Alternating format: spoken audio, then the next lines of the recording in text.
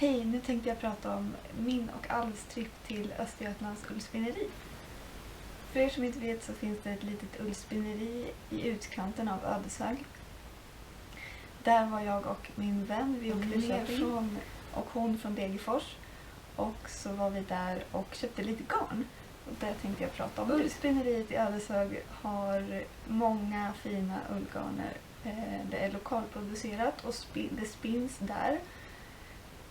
Och det är så mysigt. Man åker in på en liten skogsväg.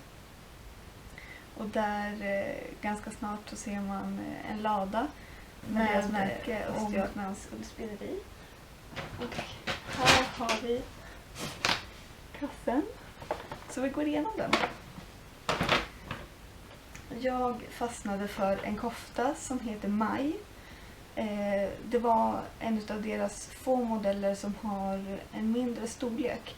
Och eftersom att jag vill ha någonting som passar och jag är inte så bra på att räkna om, så tänkte jag börja med någonting lätt. Och just den koftan var gjord i det här ljusa Visjögarnet. Och jag vill börja direkt. Men jag fortsätter med mina andra projekt så länge. Men det kommer en uppdatering om den här koftan. Jag ska försöka ta lite steg för steg bilder och så. Men där köpte jag, och sen kunde jag inte hålla mig, som heter pälsull. Eller, ja, pälsull. Och det är lite fluffigare, jättefin lyster och lite tunnare. Så att jag tänkte att jag skulle göra en sjal av det här jättevackra lila garnet. Anledningen till att jag upptäckte Östergötlands ullspinneri var för att min sambos mor, Lisette, gav mig ett jättefint vantkit en jul. Just därifrån. Hon bodde för tillfället också i närheten av ullspinneriet, alltså jättenära. Men jag hade aldrig vägarna förbi. Jag bodde i Falköping just då. Och nu kände jag bara så här, jag måste dit. För att när jag fick det här vantkittet, som var den här vanten som heter Småblom. Nu har inte jag gjort de här små, man ska göra små knutar i de här blommorna, men jag förstod inte riktigt hur man gjorde då, så jag skippade det. Men alltså det här garnet, det är så varmt, slitstarkt, tåligt. Det blir inte liksom blött om händerna, även om det är vinter. Alltså jag cyklade i de här dagligen till och från jobbet under vinterhalvåret och det funkar hur bra som helst. Så det här är mitt favoritgarn, Visjögarnet. Tyvärr så tappade jag ena vanten. Så jag åkte till en av deras återförsäljare som nu är borttagen, men de har, man kan gå in på deras hemsida. Jag länkar i beskrivningen hur ni får tag på det här garnet om ni inte är i närheten.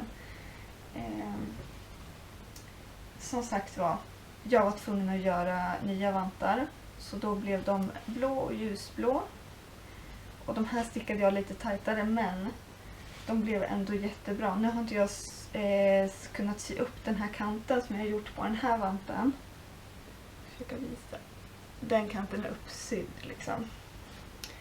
Och här ser den ut sådär. Så det var en av anledningarna till att jag åkte dit. Och min vän ville också jättegärna följa med, Alv. Så det var liksom mitt första stickade projekt med ren ull. Och jag blev helt förälskad. Så det var lite av det som jag tog med mig därifrån. Ett litet vykort. Jättegulligt. Små lamm.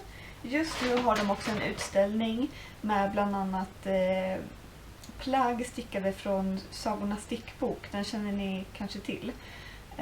Och så har de 2 japanska utställare. Jättefina alster. Har ni vägarna förbi, åk dit. Det är så värt det.